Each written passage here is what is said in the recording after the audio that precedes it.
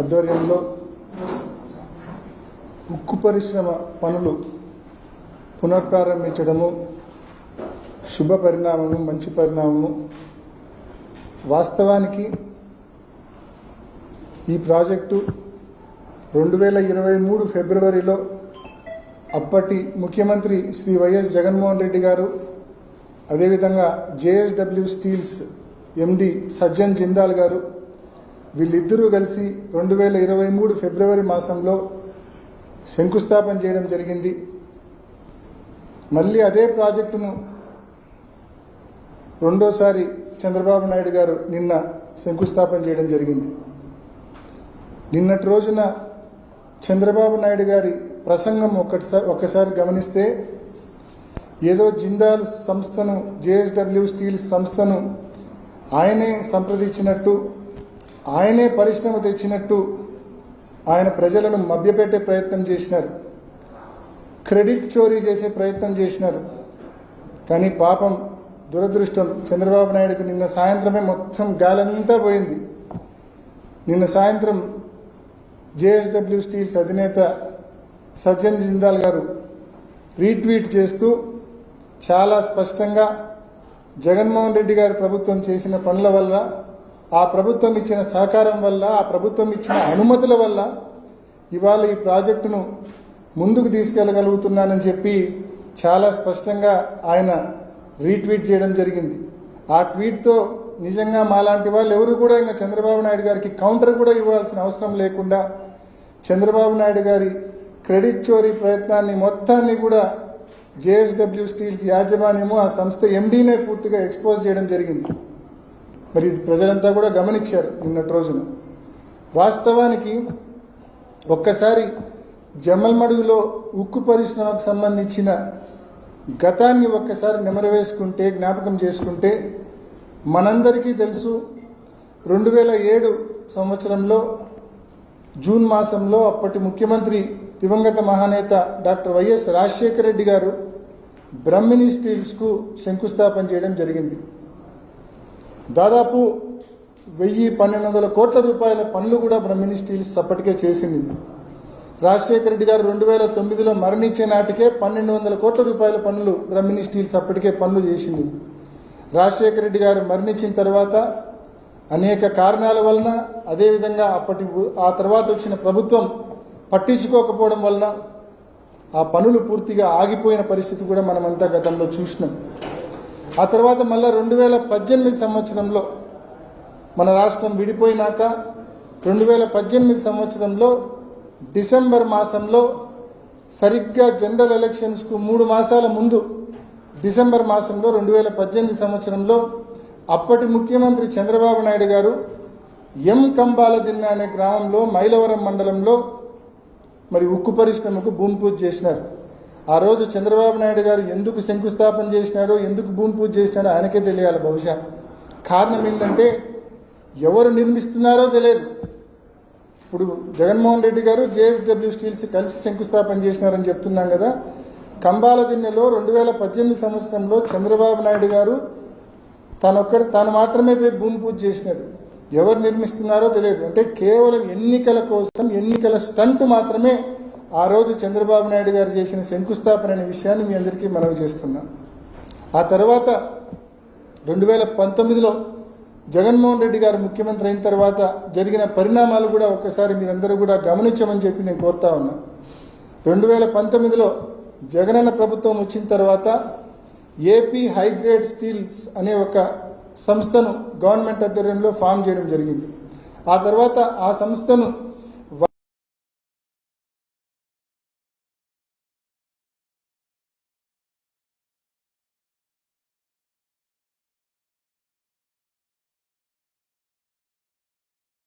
ఈ సంస్థ పేరుతో 3,300 ఎకరాల భూ కేటాయింపు జరిగింది ఉక్కు పరిశ్రమ నిర్మాణం కోసం. ఆ తర్వాత జగన్మోహన్ రెడ్డి గారు ఒక స్ట్రాంగ్ ప్రైవేట్ యాజమాన్యము, ఒక బలమైన ప్రైవేట్ యాజమాన్యం ముందుకు వస్తేనే ఉక్కు పరిశ్రమ నిర్మించడం పూర్తిగా సాధ్యమవుతుంది. మనం ప్రభుత్వం నుంచి డబ్బులు పెట్టి వైఎస్ఆర్ స్టీల్ కార్పొరేషన్ ఆధ్వర్యంలో ఉక్కు పరిశ్రమ నిర్మించాలంటే ఎంతో కాలం పడుతుంది. అంత ఆర్థికంగా ప్రభుత్వం అంత భారం కూడా మోసే పరిస్థితి ఉండదని చెప్పి జగన్మోహన్ రెడ్డి గారు తానే స్వయంగా టాటా వంటి సంస్థలతో, ఎస్ఆర్ స్టీల్స్ వంటి సంస్థలతో, జేఎస్డబ్ల్యూ జిందాల్ స్టీల్స్ వంటి సంస్థలతో ప్రత్యక్షంగా జగన్మోహన్ రెడ్డి గారే సంప్రదింపులు జరిపి జేఎస్డబ్ల్యూ స్టీల్స్ సంస్థను ఒప్పించి జగన్మోహన్ రెడ్డి గారు డిసెంబర్ 21, 2022 మరి జేఎస్డబ్ల్యూ స్టీల్స్ వారికి సంబంధించి ఉక్కు పరిశ్రమ నిర్మాణం వారి పేరుతో జీవో నెంబర్ 87 కూడా రిలీజ్ చేయడం జరిగింది. ఈ జీవోలో చాలా స్పష్టంగా జేఎస్డబ్ల్యూ స్టీల్స్కు సంబంధించి వాళ్ళు ఏమేమి ఇన్సెంటివ్స్ అడిగినారు, అదేవిధంగా ప్రభుత్వం జగనన్న ప్రభుత్వం ముందుకు వచ్చి ఏమేమి ఇన్సెంటివ్స్ వీళ్ళకి ఇచ్చింది, ఇవన్నీ కూడా ఇన్ డీటెయిల్ 2022 డిసెంబర్ 21 యాదృచ్ఛికంగా జగనన్న పుట్టినరోజు కూడా అదే రోజు. మరి ఆ రోజు ఇష్యూ చేసిన ఈ జీవో చాలా స్పష్టంగా జేఎస్డబ్ల్యూ స్టీల్స్ వారికి దాదాపు 1100 ఎకరాల భూ కేటాయింపు, ఏది ఫేజ్ 1కు మాత్రమే, మళ్ళీ ఫేజ్ 2కు మళ్ళీ సపరేట్ కేటాయింపు. వైఎస్ఆర్ స్టీల్ కార్పొరేషన్ లిమిటెడ్ పేరుతో ఉన్న 3300 ఎకరాల నుంచి 1100 ఎకరాల భూ కేటాయింపు phase 1 JSW Jindal steels plant నిర్మాణం కోసం అలకేట్ చేయడం జరిగింది. దాంతోపాటు ఆ స్టీల్ ప్లాంట్ నిర్మాణానికి అనేక ఇన్సెంటివ్స్ కూడా మంజూరు చేయడం జరిగింది. అనేక ఇన్సెంటివ్స్ అంటే ట్యాక్స్ ఎగ్జంప్షన్స్, పవర్ ఛార్జెస్లో సబ్సిడీస్, ఇటువంటివన్నీ అనేక స్టేట్ జిఎస్టీలో ఎగ్జంప్షన్స్ ఇవన్నీ కూడా మంజూరు చేయడం జరిగింది. వాస్తవానికి మరి 2023 ఫిబ్రవరి మాసంలో జగన్మోహన్ రెడ్డి గారు అదేవిధంగా సజ్జన్ జిందాల్ గారు ఇద్దరు కలిసి మరి సున్నప్రాయలపల్లెలో మరి భూమి పూజ చేయడం జరిగింది, శంకుస్థాపన చేయడం జరిగింది. ఈ సందర్భంగా ఒకటే అందరినీ గమనించమని నేను కోరుతా ఉన్నా. జగన్మోహన్ రెడ్డి గారు కేవలం భూమి పూజ చేసి, లేకుంటే సజ్జన్ జిందాల్ గారితో భూమి పూజ చేసో, లేకుంటే శంకుస్థాపన చేసో జగన్మోహన్ రెడ్డి గారు ఆ ఇష్యూ ఆడికి వదిలేదు. జగన్మోహన్ రెడ్డి గారు ఈ ఉక్కు పరిశ్రమ నిర్మాణాన్ని ముందుకు తీసుకెళ్ళడానికి అనేక చర్యలు తీసుకున్నారు. అందులో భాగంగా ఉక్కు పరిశ్రమ కోసం 2 టీఎంసీల నీటి కేటాయింపు చేసినారు. గండికోట నుంచి 2 టీఎంసీల నీటి కేటాయింపు ఉక్కు పరిశ్రమ కోసం చేసినారు. అదేవిధంగా NH67 నుంచి ఈ ఉక్కు పరిశ్రమకు అప్రోచ్ రోడ్డు కోసము దాదాపు 50 కోట్ల రూపాయలు మంజూరు చేశారు. 12 కిలోమీటర్ల 4 వరుసల రోడ్డు కోసం 50 కోట్ల రూపాయలు మంజూరు చేసినారు. ఈ 50 కోట్ల రూపాయల్లో జగనన్న ప్రభుత్వంలోనే టెండర్లు పిలిచినారు. జగనన్న ప్రభుత్వంలోనే దాదాపు 25 నుంచి 30 కోట్ల రూపాయల పనులు కూడా పూర్తి చేసినారు. దీనికి సంబంధించి 38 ఎకరాల భూసేకరణ కూడా చేసినారు ఈ రోడ్డుకు సంబంధించి. అదేవిధంగా ఏదైతే వైఎస్ఆర్ స్టీల్ కార్పొరేషన్ నుంచి 3300 ఎకరాల్లో 1100 ఎకరాలు జిందాల్ పేరుతో, జేఎస్డబ్ల్యూ స్టీల్స్ పేరుతో మరి ల్యాండ్ అలొకేషన్ చేసినారు. అందులో దాదాపు 640 ఎకరాల భూమిని జగన్మోహన్ రెడ్డి గారి ప్రభుత్వం భూసేకరణ చేసి వారికి ఇవ్వడం జరిగిందనే విషయాన్ని కూడా మీ అందరికీ నేను తెలియజేస్తా ఉన్నా. ఊరికేనే అంటే దాదాపు రోడ్డు కోసం 38 ఎకరాలు, అదేవిధంగా పాస్బుక్లు, పట్టాలు అన్నీ ఉన్న రైతుల దగ్గర నుంచి 410 ఎకరాల భూసేకరణ చేయడం జరిగింది. కొంతమంది రైతులకైతే అసైన్మెంట్ కమిటీలో మా పేర్లు పాస్ అయినాయి, కానీ మాకు పాస్బుక్లు లేవు, మాకు ఆన్లైన్లో మా పేర్లు లేవు, మా దగ్గర డీ పట్టాలు లేవంటే వాళ్ళకు కూడా 50% ఆఫ్ ద కాంపెన్సేషన్ ఇచ్చి సున్నప్రాలపల్లె, పెద్దదండ్లూరు గ్రామాలకు సంబంధించిన రైతులకు దాదాపు మొత్తం వెరసి టోటల్ ఈ 38 ప్లస్ 410 ప్లస్ 200 దాదాపు 640 ఎకరాల భూమిని సేకరించడం జరిగింది జగనన్న ప్రభుత్వము ఈ ఉక్కు పరిశ్రమ నిర్మాణం కోసం అనే విషయాన్ని కూడా మీ అందరికీ నేను తెలియజేస్తా ఉన్నా. అదేవిధంగా ఒక పరిశ్రమ నిర్మించాలంటే అన్నింటికంటే ముఖ్యమైనది ఎన్విరాన్మెంటల్ క్లియరెన్స్, పర్యావరణ అనుమతి. ఆ పర్యావరణ అనుమతి కూడా జగనన్న ప్రభుత్వమే తెచ్చిందనే విషయాన్ని కూడా నేను మీ అందరికీ మనవి చేస్తా ఉన్నా.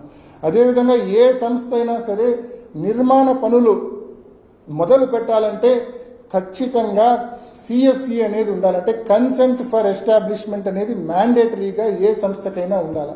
ఆ CFE అనుమతులు కూడా, కన్సెంట్ ఫర్ ఎస్టాబ్లిష్మెంట్ అనుమతులు కూడా జగనన్న ప్రభుత్వమే తెచ్చిందనే విషయాన్ని కూడా మీ అందరికీ మనవి చేస్తా ఉన్నా. ఇవన్నీ జగనన్న ప్రభుత్వం చేసింది కాబట్టే ఇంత వ్యయం, ఇంత ఖర్చు చేసింది కాబట్టే, ఇంత భూసేకరణ చేసింది కాబట్టే, అప్రోచ్ రోడ్డు కోసం 50 కోట్ల రూపాయలు మంజూరు చేసింది కాబట్టే, 2 టీఎంసీల నీటిని అలకేట్ చేసింది కాబట్టే పర్యావరణ అనుమతులు ఇచ్చింది కాబట్టే, కన్సెంట్ ఫర్ ఎస్టాబ్లిష్మెంట్ ఇచ్చింది కాబట్టే, ఇన్ని పనులు చేసింది కాబట్టే, ఇంతగా సహకరించింది కాబట్టే నిన్నటి రోజున సజ్జన్ జిందాల్ గారు చాలా స్పష్టంగా మీరు ఇచ్చిన అనుమతుల వల్లనే ఇవాళ ఈ ప్రాజెక్టును నేను ముందుకు తీసుకెళ్లగలుగుతా ఉన్నానని చెప్పి చాలా స్పష్టంగా మరి స్పష్టం చేయడం జరిగిందనే విషయాన్ని కూడా అందరికీ నేను మనవి చేస్తా ఉన్నాను. మరి వాస్తవాలు ఇంత ప్రస్ఫుటంగా మన ముందు ఉంటే, ఇంత క్లియర్గా జీవోల రూపంలో, సాక్ష్యాల రూపంలో వాస్తవాలు మన కళ్ళెదుటనే ఉంటే, ఇంత పెద్ద ఎత్తున భూసేకరణ చేస్తే, రోడ్డు కోసం ఇంత పెద్ద ఎత్తున డబ్బు వ్యయం చేస్తే, అదేవిధంగా పర్యావరణ అనుమతులు, సిఎఫ్ఈ వంటి అనుమతులు, వాటర్ అలొకేషన్స్ ఇవన్నీ కూడా జగన్మోహన్ రెడ్డి గారే చేస్తే ఏమీ తెలియనట్టుగా వాస్తవాలన్నీ పక్కన పెట్టి చంద్రబాబు నాయుడు గారు నిన్న సభ ఏర్పాటు చేసింది. నిజంగా ఆయన ప్రసంగం చూస్తే ప్రతి ఒక్కరికి కూడా అర్థమవుతుంది ఈ సభ పెట్టింది ఉక్కు పరిశ్రమ శంకుస్థాపన కంటే కూడా జగన్మోహన్ రెడ్డి గారిని దూషించడానికే నిన్నటి రోజున జమ్మలమడుగులో చంద్రబాబు నాయుడు గారు ఆ సభ పెట్టారని ప్రతి ఒక్కరు కూడా, ఆ సభ చూసిన ప్రతి ఒక్కరు కూడా అనిపిస్తుందనే విషయం కూడా మనవి చేస్తున్నాం. ఎందుకంటే నిన్నటి రోజున వాళ్ళు మాట్లాడిన మాటలు చూసినారు. ఒక ముఖ్యమంత్రిగా ఉన్నాడు, 4 పర్యాయాలు ఆయన మాట్లాడే మాటలు మనం చూసినాం. స్థానిక శాసనసభ్యుడు ఆదినారాయణ రెడ్డి, ఆయన 4 పర్యాయాలు ఎమ్మెల్యేగా ఉన్నాడు, ఒకసారి మంత్రిగా ఉన్నాడు, 70 ఏళ్ల వయసు వచ్చింది. ఆయన ఏ రకంగా జగన్మోహన్ రెడ్డి గారిని ఉద్దేశించి ఎంత ఘోరంగా దూషించినాడో కూడా మనం చూసినాం. నేను చెప్తా ఉన్న ఆదినారాయణ రెడ్డి గారికి, చంద్రబాబు నాయుడు గారికి, మీరు ఎన్ని అవాస్తవాలు చెప్పినా, ఎంత క్రెడిట్ చోరీ ప్రయత్నం చేసినా ఈ జిల్లా ప్రజలకు, ముఖ్యంగా యువతకు జగన్మోహన్ రెడ్డి గారు చేసిన ఉక్కు పరిశ్రమ కోసం జగన్మోహన్ రెడ్డి గారు చేసిన కృషి ఈ జిల్లా యువతకు, జిల్లా ప్రజలకు తెలుసనే విషయం కూడా మనవి చేస్తా ఉన్నాం. సింపుల్ ఒకే మాటలో మనం చెప్పాలంటే, కంబాల దిన్నెలో ఉక్కు పరిశ్రమ తేడానికి చంద్రబాబు నాయుడు గారు చేసిన కృషి తెలుసు ఈ జిల్లా ప్రజలకు.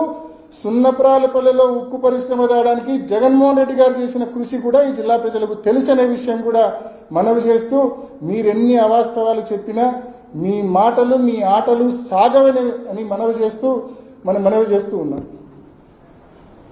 మాదిగలకు సంబంధించి అమరావతి చేయకూడదండి అని చెప్పి ఇక్కడ రాయలసీమ వాసులు కూడా అమరావతి ఇద్దరు ఎమ్మెల్యే గాని సీఎం గాని ఇద్దరు కూడా ప్రయత్నం చేసి దూషించి జగన్మోహన్ రెడ్డి గారు కూడా చేస్తారు అన్న. ఒకటే మనందరం కూడా కామన్ సెన్స్ ఉన్న వాళ్ళని ఒక్కసారి మీరు ఆలోచించండి.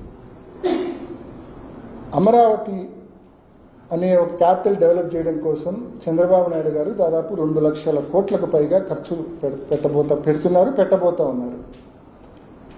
మొత్తం ప్రభుత్వానికి సంబంధించిన డబ్బే. అంటే ఆర్టిఫిషియల్గా ఒక క్యాపిటల్ను అక్కడ క్రియేట్ చేసే ప్రయత్నం ఆయన చేస్తూ ఉన్నాడు. శివరామకృష్ణ కమిటీ వద్దన్నప్పటికీ కూడా మొండిగా 2 లక్షల కోట్ల రూపాయలు ఖర్చు పెట్టి అక్కడ ఆయన క్యాపిటల్ డెవలప్ చేసే ప్రయత్నం చంద్రబాబు నాయుడు గారు చేస్తూ ఉన్నారు. ఒకటే మీరంతా గమనించండి, ఎక్కడైనా ఒక 2 రూపాయలు ప్రభుత్వం పెడితే, ఒక 10 రూపాయలు ప్రైవేట్ వాడు పెడితేనే అది న్యాచురల్గా డెవలప్మెంట్ అనేది జరుగుతుంది. 10కి 10 రూపాయలు మొత్తం ప్రభుత్వం పెడితే ఇంకా డెవలప్మెంట్ ఎట్లా జరుగుతుంది? ప్రభుత్వం అప్పులు తెచ్చి ఆడ పెడితే. కామన్ సెన్స్తో ప్రతి ఒక్కరు కూడా ఆలోచించాలి. నిజానికి మనం ఒక్కసారి చూస్తే జగన్మోహన్ రెడ్డి గారు ఏదైతే ఎంతో ఆలోచనతో, ఎంతో మంచి ఉద్దేశంతో ఆయన చెప్పింది, మచిలీపట్నాన్ని, విజయవాడను, గుంటూరును మూడింటిని కలిపి ఒక క్యాపిటల్గా ఫామ్ చేస్తే కనుక ఇప్పటికే ఎగ్జిస్టింగ్ ఇన్ఫ్రాస్ట్రక్చర్ బలంగా ఉంది, రోడ్ ఇన్ఫ్రాస్ట్రక్చర్ బలంగా ఉంది, మంచి ఎయిర్పోర్ట్ ఉంది. ఆ ఎయిర్పోర్ట్ను కూడా ఇంటర్నేషనల్ ఎయిర్పోర్ట్గా ఆల్రెడీ జగనన్న ప్రభుత్వంలోనే దానికి సంబంధించి నిధులు మంజూరైనాయి. ఆ పనులు కూడా జరుగుతూ ఉన్నాయి. పోర్టు పనులు జరుగుతూ ఉన్నాయి. సో సీపోర్ట్ ఉంటుంది, ఎయిర్పోర్ట్ ఉంటుంది, మంచి రోడ్ ఇన్ఫ్రాస్ట్రక్చర్ ఉంది. మనం ఈ 2 లక్షల కోట్లు, 2.5 లక్షల కోట్లు ఖర్చు పెట్టే బదులు ఒక 25,000 కోట్ల రూపాయలు ఖర్చు పెడితే కన్నా ఎక్సలెంట్గా మనము ఈ మూడు సిటీస్ను కలిపి ఒక అద్భుతమైన క్యాపిటల్ తయారు చేయొచ్చన్న జగన్మోహన్ రెడ్డి గారి ఆలోచన ప్రతి ఒక్కరిని కూడా ఆలోచింపజేస్తూ ఉంది. కరెక్టే కదా? ఇంత పెద్ద ఎత్తున అప్పులు చేసి మొత్తం డబ్బులంతా అమరావతిలో పెట్టి ఆ 4-5 గ్రామాలు డెవలప్ చేసి మరి దాని బదులు ఈ 3 పెద్ద సిటీస్ను డెవలప్ చేస్తే ప్రజలందరికీ ఉపయోగం ఉంటుంది కదా అని చెప్పి ఏ ఒక్కరికైనా అనిపిస్తుంది కదా. అదేం వాస్తవానికి మనం ఎన్ని మాట్లాడుకున్నా ఒకసారి గతాన్ని మీరు గుర్తు చేసుకుంటే, పవన్ కళ్యాణ్ గారిని ప్రసంగాలు మీరు గతంలో చూడండి. ఆయన చాలా క్లియర్గా కొన్ని మాటలు చెప్పినాడు గతంలో. ఏం చెప్పినాడంటే, అమరావతి అనేది ఎప్పటికీ ప్రజా రాజధాని కాదు. అమరావతి అనేది ఒక వర్గానికి సంబంధించిన రాజధాని మాత్రమే, ధనికుల రాజధాని మాత్రమే. అది ఒక 56,000 ఎకరాలకు సంబంధించిన గేటెడ్ కమ్యూనిటీ, ధనికులకు సంబంధించిన గేటెడ్ కమ్యూనిటీ మాత్రమే అని ఈ మాటలు అంటున్నది నేను కాదండి. ఈ మాటలు అన్నది పవన్ కళ్యాణ్ గారే అన్నారు ఈ మాట.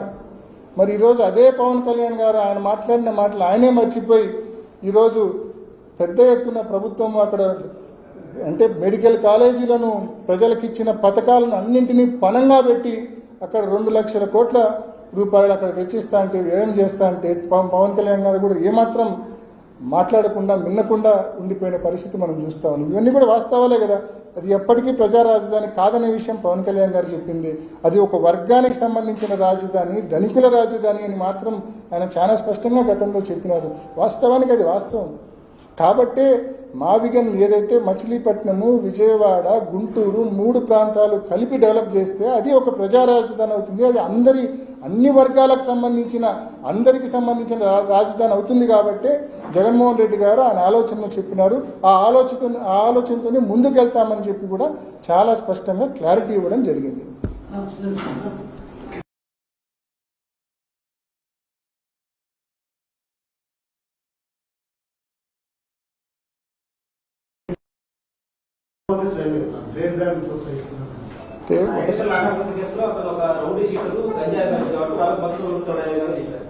అంటే ఒకటే చంద్రబాబు నాయుడు గారు ఇందాక నేను చెప్పింది కూడా అదే. నిన్న మీటింగ్ పెట్టింది కూడా కేవలం జగన్మోహన్ రెడ్డి గారిని దూషించడానికి, కేవలం క్యారెక్టర్ అసాసినేషన్ చేయడానికే పెట్టారు. ఇంకా సందర్భం లేకపోయినా ఇంకా వివేకం పెదనాన్న కేసు గురించి కూడా ఆ మీటింగ్లో చాలాసేపు ఈయన ఎమ్మెల్యే ప్రస్తావించినాడు, ముఖ్యమంత్రి ప్రస్తావించినాడు. ఇంకా వాళ్ళకి ఏది కాదేది కవితకు అనర్హం అన్నట్టు సందర్భం ఏదైనా సరే ఇంకా వాళ్ళు అసలు అంటే ఈ సందర్భం ఏదైనా సరే ఇంకా వాళ్ళు ఇంకా టేప్ రికార్డర్ ఆన్ చేస్తారు. ఇంకా చంద్రబాబు నాయుడు గారు ఇంకా చెప్పిందే చెప్పి ఇప్పటికీ కొన్ని వేల సార్లు మాట్లాడి ఉంటాడు. అంటే ఇంకా రాజకీయ మైలేజ్, ఇంకా పొలిటికల్ మైలేజ్ వస్తుందని ఇలా భగవంతునికి అన్నీ తెలుసు, వాస్తవాలు తెలుసు. ఖచ్చితంగా భగవంతుడు మంచోళ్ళకు మంచి చేస్తాడు. ఇట్లాంటి వాళ్ళకి ఖచ్చితంగా కొంతకాలం పాటు ఇలా కాలం జరిగినా కూడా అంతిమంగా వీళ్లకు గుణపాఠం మాత్రం తప్పకుండా భగవంతుడు నేర్పిస్తారని కూడా నేను తెలియజేస్తా ఉన్నా. నిన్నటి రోజున సాగునీటి విషయంలో కూడా చాలా కామెంట్స్ చేసినాడు. నిజానికి జమ్మలమడుగులో ఉండి నువ్వు మాట్లాడుతూ ఉన్నావు, వైఎస్ఆర్ జిల్లాలో ఉండి చంద్రబాబు నాయుడు నువ్వు మాట్లాడుతూ ఉన్నావు. ఒక్కసారి నువ్వు చరిత్ర తెలుసుకో. మామూలుగా మైలవరం కావచ్చు, చిత్రావతి రిజర్వాయర్ కావచ్చు, ఈ రెండు కూడా తుంగభద్ర హై లెవెల్ కెనాల్లో సబ్ సిస్టమ్స్లో చివరి 2 సిస్టమ్స్, ఒకటేమో చిత్రావతి, రెండేమో మైలవరం. తుంగభద్ర నుంచి మనకు 1/2 టీఎంసీ 1 టీఎంసీ నీళ్ళు వస్తే గగనం. అటువంటి పరిస్థితుల్లో రాజశేఖర రెడ్డి గారు ముఖ్యమంత్రి అయిన తర్వాత 2004లో ఆయన ముఖ్యమంత్రి అయిన తర్వాత కృష్ణా నీటిని ఈ ప్రాంతానికి తేవాలా, ఈ జిల్లాకి తేవాలని చెప్పి కలలు గని నాయకుడు రాజశేఖర రెడ్డి గారు, పనులు చేయించిన నాయకుడు రాజశేఖర రెడ్డి గారు. రాజశేఖర రెడ్డి గారు ముఖ్యమంత్రిగా ఉండడం వల్లనే వాస్తవానికి మీ అందరికీ తెలుసు గండికోట డ్యామ్ కెపాసిటీని కుదిస్తూ చంద్రబాబు నాయుడు గారు గండికోట డ్యామ్ను 26 టీఎంసీల డ్యామ్ అయితే ఆ డ్యామ్ కెపాసిటీని కుదిస్తూ దాన్ని 6 టీఎంసీలకు కుదిస్తూ జీవో ఇష్యూ చేసిన మాట మరి చంద్రబాబు నాయుడు ఇచ్చిన మాట వాస్తవం కాదా? 6 టీఎంసీలకు కుదించిన మాట వాస్తవం కాదా? రాజశేఖర రెడ్డి గారు మళ్ళా ముఖ్యమంత్రి అయిన తర్వాతనే దాన్ని 27 టీఎంసీల రిజర్వాయర్గా దాన్ని మళ్ళా జీవో రీఇష్యూ చేసి పెద్ద ఎత్తున ఆయన హయాంలో పనులు చేయించి గండికోటకు నీళ్లు తెచ్చారు. గండికోట నుంచి సిపిఆర్కి లిఫ్ట్ వేయించారు. గండికోట నుంచి మైలవరానికి నీళ్లు తీసుకుంటున్నాం, గండికోట నుంచి పైడిపాలెనికి తీసుకుంటున్నాం, సర్వారాయ సాగర్ తీసుకుంటున్నాం, వామికొండకు తీసుకుంటున్నాం.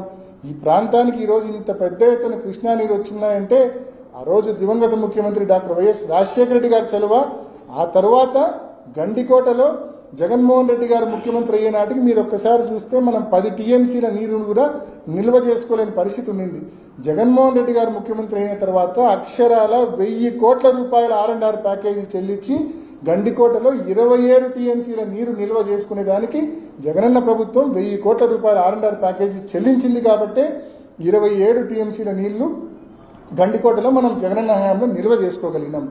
అదే సిబిఆర్లో కూడా చిత్రావతి రిజర్వాయర్లో కూడా ఏ రోజు కూడా 5 టీఎంసీలకు మించి నీరు నిల్వ చేసుకోలేని పరిస్థితి ఉంది. జగనన్న ప్రభుత్వంలో 270 కోట్ల రూపాయలు వెచ్చించి 4 గ్రామాల R&R చేసి CBRలో కూడా 5 నుంచి 10 టీఎంసీల నీరు నిల్వ చేసుకునే పరిస్థితికి తీసుకొచ్చింది జగనన్న ప్రభుత్వం. అదేవిధంగా GNSS ఫేజ్ 2 ప్యాకేజ్ 1 ప్యాకేజ్ 2 కోసము 400 కోట్ల రూపాయల పైగా వెచ్చించింది జగనన్న ప్రభుత్వము. ఇవన్నీ జగనన్న ప్రభుత్వం చేసింది. రాజశేఖర రెడ్డి గారు చేసిన మేలు, జగన్మోహన్ రెడ్డి గారు చేసిన మంచి మేలు ఇవన్నీ రైతులకు తెలుసు, ప్రజలకు తెలుసు, ఈ జిల్లా వాసులకు తెలుసు. చంద్రబాబు నాయుడు గారు వచ్చి అబద్ధాన్ని ఎన్ని వందల సార్లు చెప్పినా, ఆదినారాయణ రెడ్డి వచ్చి జగన్మోహన్ రెడ్డి గారిని ఎంత దూషించినా అవాస్తవం వాస్తవం కాదు, వాస్తవం అవాస్తవము కాదు. కాబట్టి ఇద్దరు కూడా మతిస్థిమితం కోల్పోయింది చంద్రబాబు నాయుడు, ఆదినారాయణ రెడ్డి గారు. వాస్తవంగా మతిస్థిమితం కోల్పోయి మాట్లాడుతూ ఉంది వాళ్ళిద్దరూ. నిన్న మా మాటల్లో అంటే జంతువులతో కూడా పోల్చి మాట్లాడినాడు ఆయన ప్రసంగంలో ఆదినారాయణ రెడ్డి గారు. నేను ఆదినారాయణ రెడ్డి గారిని అడుగుతా ఉన్నా, మనిషివేనా నువ్వు? ఇన్నిసార్లు ఎమ్మెల్యేగా పనిచేసినావు, గతంలో పంతులుగా పనిచేసినావు. రాజశేఖర రెడ్డి గారు కుటుంబం పెట్టిన భిక్షణని రాజకీయ జీవితం. ఒకప్పుడు హైదరాబాద్ నుంచి నీ ఊరికి పోవాలంటే, గుండ్లకుంట మీద పోవాలంటే నువ్వు భయపడేవాడివి. అప్పట్లో రామ్ సుబ్బారెడ్డి అనే వాళ్ళ చిన్నాన్న స్వర్గీయ శివారెడ్డి గారి దాటికి నువ్వు భయపడేవాడివి. భయపడి మైదుగురి నుంచి చుట్టుకొని పోయేవాడివి నువ్వు. అటువంటి భయస్థుడి నువ్వు. ఆ రోజు నీకు రాజశేఖర రెడ్డి గారు అండదండగా ఉన్నారు, నీకు బండ్లు కొనిచ్చినారు, నీకు ఆర్థికంగా సాయం చేసినారు, నీకు అన్ని రకాలుగా ఆపుగా రాజశేఖర రెడ్డి గారు ఉన్నారు. నువ్వు గతం మరిచి, నీకు రాజకీయ భిక్ష పెట్టిన రాజశేఖర రెడ్డి గారిని మరిచి ఆ కుటుంబాన్ని నువ్వు విమర్శిస్తే అది రోజు రోజుకు నీ పతనానికి నాంది పలుకుతుందని చెప్పి ఆదినారాయణ రెడ్డికి కూడా నేను తెలియజేస్తా ఉన్నా. ఆదినారాయణ రెడ్డి నువ్వు ఒకటి గుర్తుపెట్టుకో, అధికారంలో ఉంటే నేను ఆదినారాయణ రెడ్డి అంటావు, అధికారం లేకపోతే నువ్వు నిక్కర్ నారాయణగా మారుతావు. నీ బతుకది, నువ్వు గుర్తుపెట్టుకో, నీ బతుకది.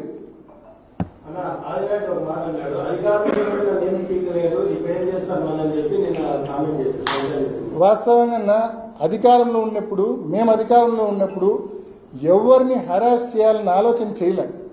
కాబట్టి ఆదినారాయణ రెడ్డి ఈరోజు ఇంత స్వయంగా మాట్లాడుతున్నాడు. నన్ను ఏం పీకలేకపోయినారంటే, వాస్తవంగా మేము ఆయన హరాస్ చేయాలనే ఉద్దేశం కానీ ఆలోచన కానీ ఆయన గురించి ఎక్కువగా ఊహించుకుంటా ఉండొచ్చు, కానీ మేము ఆయన గురించి ఏ రోజు ఎక్కువగా ఊహించుకోలే.